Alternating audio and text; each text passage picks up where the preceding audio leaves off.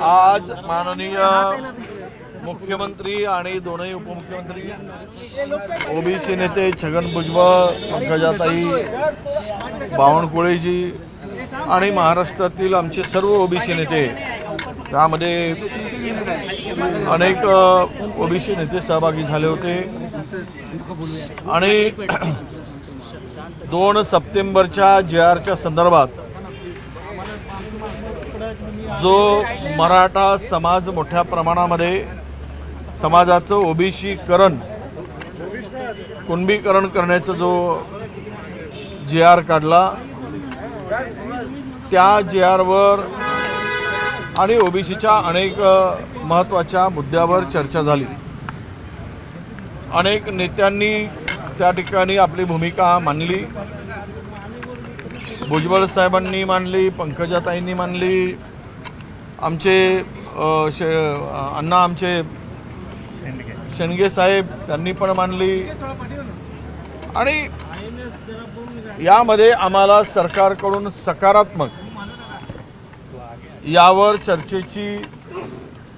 चर्चेचा शेवट व्हावा, सकारात्मक चर्चा होईल आणि जो ओबीसी समाज आज फार मोठ्या या JRमुळे अडचणीत आलेला आहे, त्याचं अस्तित्व संपण्याच्या मार्गावर आहे आणि आता मराठवाड्यातील तर अनेक जिल्ह्यामध्ये कायदा सुव्यवस्थेचा फार मोठा प्रश्न निर्माण झालेला आहे। अनेक समाज एकमेकाच्या विरुद्ध आता उभा होताना दिसतो आहे। काल परवा 30 तारखेला कुठला जिल्हा तो आपला हिंगोली जिल्ह्यातील एका गावामध्ये वेलतुरा गावात वंजारी समाजाच्या लोकांनी देवी विसर्जनाचं कार्य मिरवणूक निघत सुरू असताना बरोबर मिरवणूक गावाच्या मध्यभागी आला असताना प्रचंड आणि त्यामध्ये गोपीनाथजी मुंडे साहेबांचं गाणं सुरू होता, त्यांच्यावर गीत सुरू होता। एवढ्या कारणावरून 12 लोकांना झोडपून काढलं, लाट्याकाट्यांनी, महिला सुद्धा सोडल्या नाही आणि त्यातील 2 गंभीररित्या जखमी झाले। अशा प्रकारची स्थिती राज्यामध्ये अनेक ठिकाणी आहे। डोकं फोडली जात आहेत बहुजनांचे, ओबीसीचे विशेष करून, आणि समाजामध्ये प्रचंड अशी दरी निर्माण करण्याचं काम या JRमुळे होत आहे, हे आम्ही मुख्यमंत्र्यांच्या निदर्शनास आणून दिलं। हा JR काढत असताना कुठेही 2002चा JR आणि त्यानंतर 2012 म्हणजे त्यामध्ये रूल्स जे तयार झालेत त्या रूल्स कुठेही या JRमध्ये फॉलो करताना किंवा पाळताना दिसले नाहीत। त्या JRमध्ये त्या रूल्सचा कुठेही उल्लेख सुद्धा केलेला नाही आणि ज्या गोष्टी म्हणजे पळवाटा पूर्णतः ठेवण्यासाठी त्यांना कुठल्या ना कुठल्या मार्गातून जाऊन ते प्रमाणपत्र मिळेल अशा प्रकारची व्यवस्था त्या JRमध्ये आहे। स्थानिक चौकशी अहवालामध्ये ज्या गोष्टीचा समावेश केला आहे त्यातून सरळ सरळ पूर्ण वंशावळीला त्याचा लाभ होईल अशा प्रकारचा विषय त्या ठिकाणी आम्ही मांडला। आमचे ससाने जे ॲडव्होकेट आहेत त्यांनी मुद्देसूद अभ्यासपूर्वक तिथे मांडणी केली आणि आम्ही सांगितलं की 2 सप्टेंबरचा JR रद्द करा। मी पण मागणी केली आणि पंकजाताईंनी सुद्धा मागणी केली की 2014 पासून मराठ्यांना किती ओबीसी प्रमाणपत्र दिलेत, कुणबी प्रमाणपत्र दिलेत, त्याची श्वेतपत्रिका काढा, ही सुद्धा मागणी केली। इतर मागण्या भरपूर होत्या पण आम्ही त्या मागण्यावर जोर नव्हता, कारण आमच्या हक्काचं संरक्षण पहिले करणं हे आमचं काम होतं। पण यामध्ये मुख्यमंत्र्यांनी जे काही आम्हाला त्या GRच्या संदर्भात सविस्तर माहिती देत असताना आमचं समाधान करण्याचा प्रयत्न केला आणि विनंती केली की तुमचा 10 होणारा पुढचा जो मोर्चा आहे तो मोर्चा रद्द करायची विनंती केली। मी मुख्यमंत्र्यांना विनंती करतो आहे की आमची पुन्हा तिथेही विनंती केली आणि मी इथेही विनंती करतो आहे, तुम्ही म्हणालात की आमचा DNA हा OBC आहे। माझी विनंती आहे की तो 2 सप्टेंबरचा GR रद्द करा आणि 10 सप्टेंबरपर्यंत आम्हाला 10 ऑक्टोबरपर्यंत आमचा मोर्चा 10 ऑक्टोबरला होणार आहे आणि 10 ऑक्टोबरला तो निर्णय घेऊन तुमचा प्रतिनिधी घेऊन मोर्चात पाठवा, श्वेतपत्रिका काढून, आणि तो 2 सप्टेंबरचा GR रद्द करून मोर्चात पाठवा। मोर्चामध्ये आम्ही त्यांचं स्वागत करू, येणाऱ्या प्रतिनिधींचा, आणि सरकारने घेतलेला निर्णय त्याचंही स्वागत करू। पण आम्ही सर्व सकल OBC महामोर्चानी ठरवलं आहे की 10 ऑक्टोबरचा मोर्चा काढायचा आणि 10 ऑक्टोबरच्या मोर्चामध्ये लोकांच्या मनामध्ये, आमच्या OBC बांधवांच्या मनामध्ये जो संताप आहे, जो राग आहे, तो उद्ध्वस्त होताना पाहतोय, त्या सगळ्यामध्ये त्यांनी महाराष्ट्रातील OBC समाज त्या ठिकाणी येणार आहे आणि जर काही मुख्यमंत्र्यांना आणि सरकारला विशेष करून जर वाटत असेल तर त्यांनी तो सकारात्मक निर्णय घ्यावा। 10 ऑक्टोबरपर्यंत मुदत आहे, पण मोर्चांची विनंती केली। आम्ही आता तो मोर्चा काढण्याचा निर्णय आमचा आहे, आम्ही घेतलेला आहे आणि तोपर्यंत जो अवधी आहे, कोर्ट काही सबज्युडिशरी आहे म्हणून त्यामध्ये आम्हाला काही बदल करता येत नाही वगैरे वगैरे, न्यायप्रविष्ट मामला असल्यामुळं तर आम्हाला काही त्या GRला वगैरे बदलता येत नाही वगैरे म्हणताय, तोपर्यंत त्यांना संधी आहे। खरं तर ते आता कोर्टात, हायकोर्टामध्ये अजून ॲडमिशन सुद्धा झालेलं नाही। आता ते प्राथमिक काय म्हणतो त्याला, त्या स्टेजला आहे, प्रायमरी स्टेजला ही स्थिती त्या ठिकाणी आता आहे। कदाचित या सगळ्या संदर्भात पुन्हा 2-3 हेरिंग होतील आणि मग सरकारचं एफिडेव्हिट त्या ठिकाणी जाईल। तर एफिडेव्हिट सरकारचं जाईल, तो पब्लिश होईल, सरकारची भूमिका सकारात्मक आहे का हे त्या ठिकाणी दिसल्यानंतर सकल OBC समाज त्या संदर्भातला निर्णय ज्यावेळेस भूमिका होईल तो घेईल।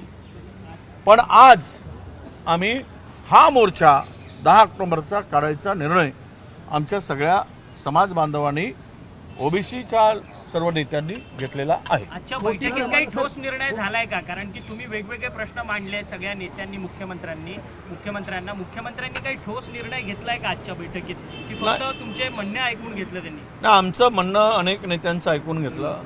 ठोस असं काही म्हणता येत नाही, केवळ त्या GRचे काय परिणाम वाईट होणार नाही OBCवर एवढंच काय त्यामध्ये त्यांनी सांगितलं। म्हणजे या GRमुळे कुठल्याही OBCचं नुकसान होणार नाही किंवा पितृसत्ता जी आहे तेच लागू राहील, पण त्यात ते GRचा पूर्ण GR आणि ते अहवाल, चौकशी अहवाल तो खालच्या लोकांनी, तलाठी, ग्रामसेवक आणि कृषी सहाय्यकांनी जो द्यायचा आहे तो त्या ठिकाणी त्याला कुठेही अधिकार नसताना एकदम गाव पातळीवरच्या लोकांना तो अधिकार देऊन टाकला आहे।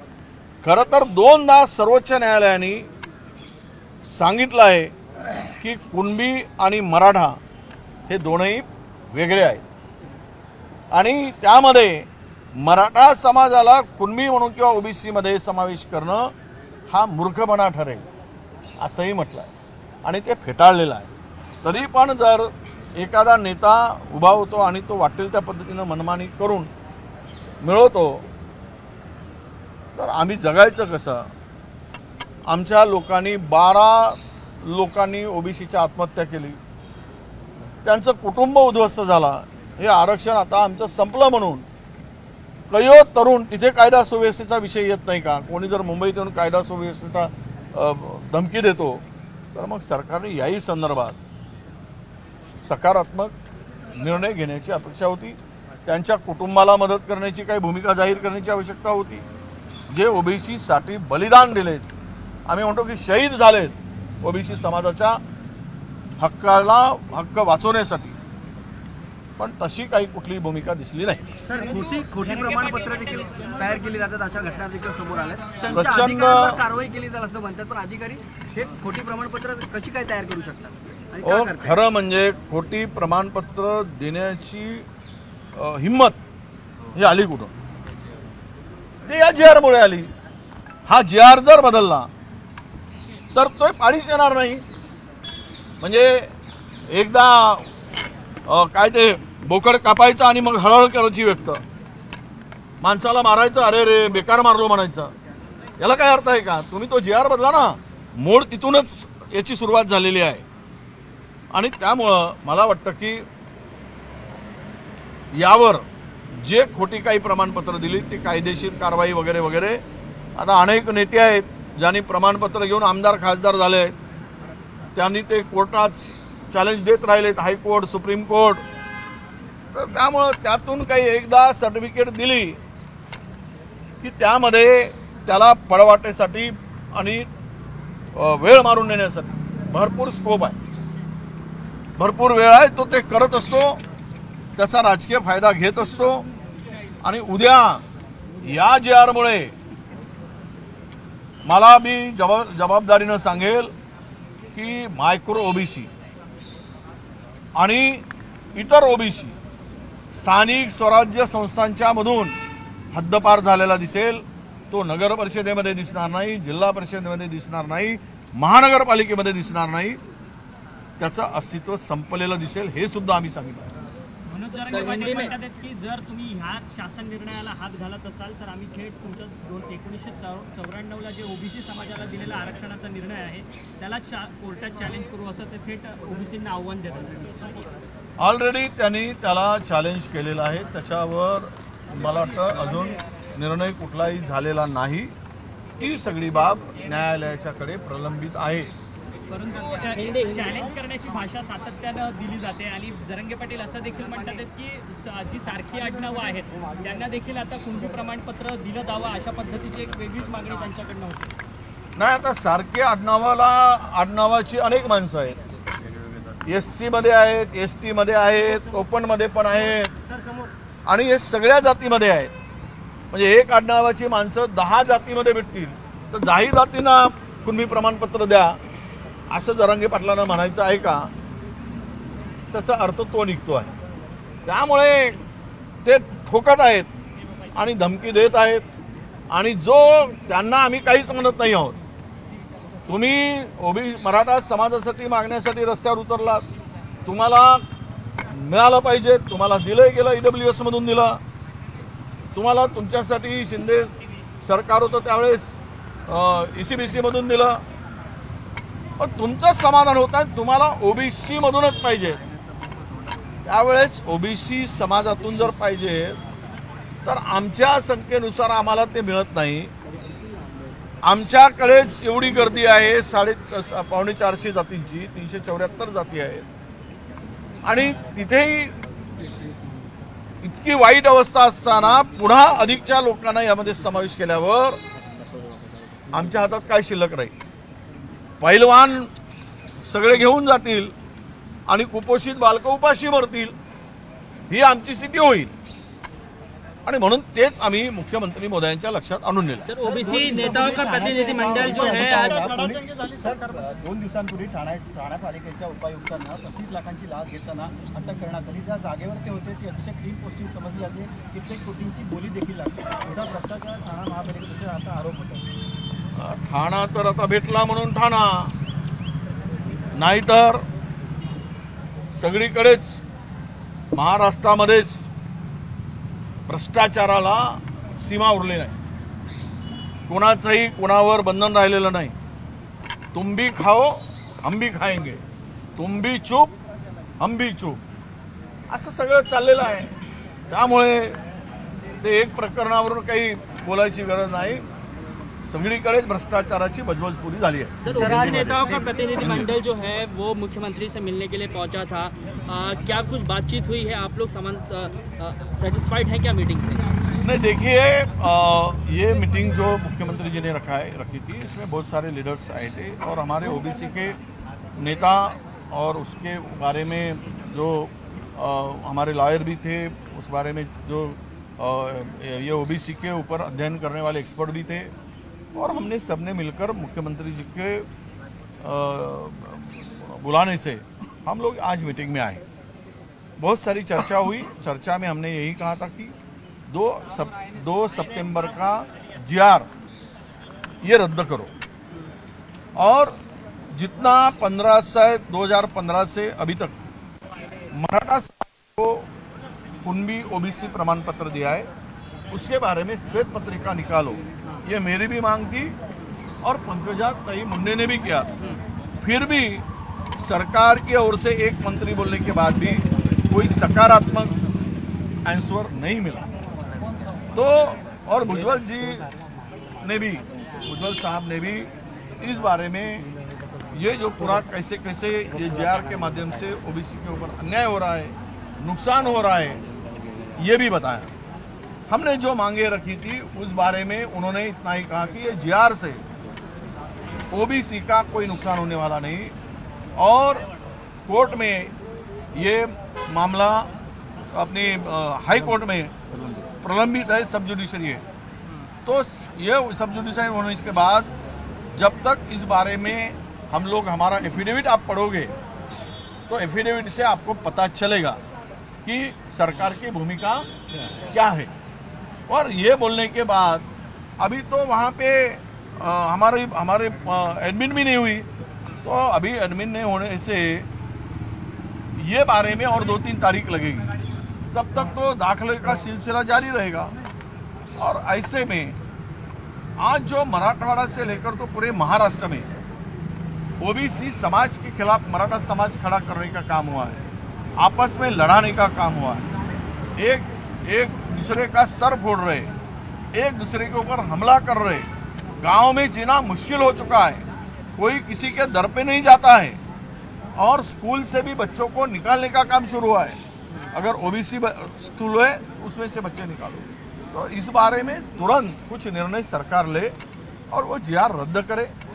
और उसी के साथ में हमने ये भी कहा कि इसके बारे में श्वेत पत्रिका निकाले, जो व्हाइट पेपर निकालना है वो भी 2015 से कितना मराठा समाज को ओबीसी प्रमाण पत्र दिया है, दाखला दिया है, वो भी जाहिर करे।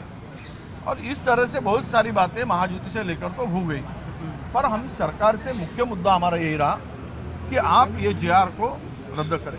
मुख्यमंत्री महोदय ने हमसे रिक्वेस्ट किया, विनती की कि आप होने वाला मोर्चा रद्द करो। हम विनती करते हैं मुख्यमंत्री जी को, हमारी रिक्वेस्ट है कि मुख्यमंत्री जी को कि 10 तारीख तक कोई सकारात्मक ये पॉजिटिव कुछ निर्णय ले और मंत्रिमंडल के कुछ लोगों को ओबीसी मोर्चा में भेजे और सरकार की भूमिका वहाँ पे वो रखे और जनता का समाधान करे।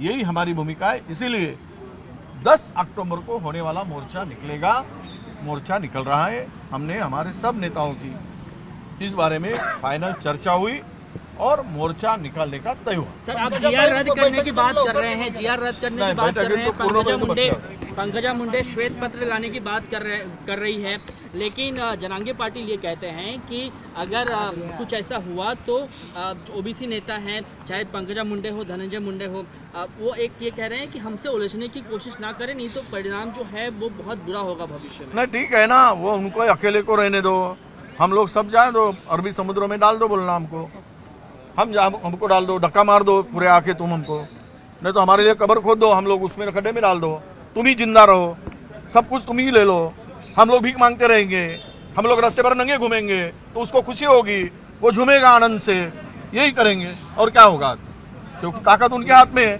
सत्ता है, पावर है, पैसा है, संपत्ति है, कारखाना है, इंडस्ट्री है, स्कूल है, सब कुछ है, तो वो तो सब कर सकते हैं, हाथ में लाठी है, तलवार है, सब कुछ है, हमारे हाथ में क्या है, कुछ नहीं है। नहीं, लेकिन आपने इस बात से अवगत कराया क्या मुख्यमंत्री को? सब बातें अवगत कराया, हर क्या क्या हो रहा है और क्या क्या बोला जा रहा है, कैसे धमकाया जा रहा है, हम सब बातों से अवगत कराया।